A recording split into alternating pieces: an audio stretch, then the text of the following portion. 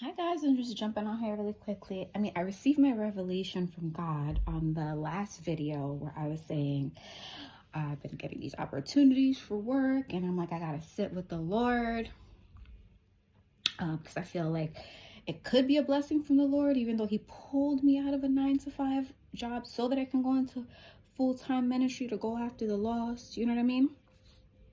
And then I received my revelation that I didn't get a chance to come on, so I'm coming on here right now with confirmation, guys.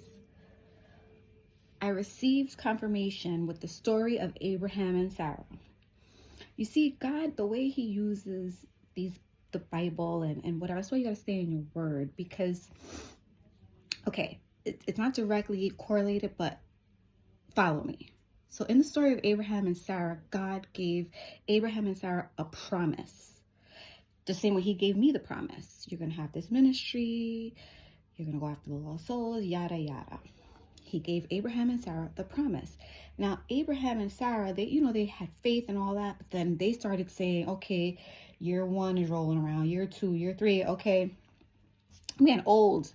God, I don't see how this is going to happen. I'm really old. Sarah's like, are you going to wait until I'm like so old to have a child? Like, this makes no sense. But remember, God is not a man that He shall lie, and He gave the promise. No matter how long it takes, He gave the promise, and He is not a man of confusion. He's not a man that He shall lie. When He says a promise, it is so.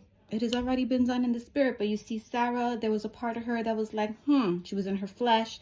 She wanted this, wanted to be able to fulfill her husband. And she said, Abraham, go out and have, with my servant and get her pregnant to have this child. And what did that create? The first ever baby mama drama. Because after that baby was born, Sarah was like feeling some type of way, right? Like, my husband had a baby with somebody else. Even though she gave him the permission, the flesh kicks in.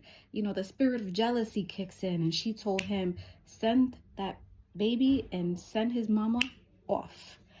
And that's what he had to do. In the end, later on, they ended up having their first baby. But it was years after God made the promise. But if they would have just waited, they would have just saved their marriage. Sarah would have saved herself the agony and the stress and the jealousy and the feeling of rejection of the womb and all the feelings that come in when you're in your flesh and the spirit of jealousy takes over, because now you have to watch another woman give your husband what you could not, or what you thought you could not, because you didn't all the way you believed, but there's a part of you that was like, I don't know, I'm old. But God is God, and God could do, there's nothing that God cannot do. So God, in a sense, through that story, told me, no matter how long it takes, my timing is perfect. Don't be in your flesh and make decisions out of your flesh and your desire for instant gratification now, because you listening to me and waiting on the promise will save you years of heartache or years of delay and setback. So take that, whatever you guys are going through, take it to the Lord. Let Him speak in and through you, because anything I say is just a confirmation of what God has already spoken to you. In Jesus' name I pray for clarity. Bye.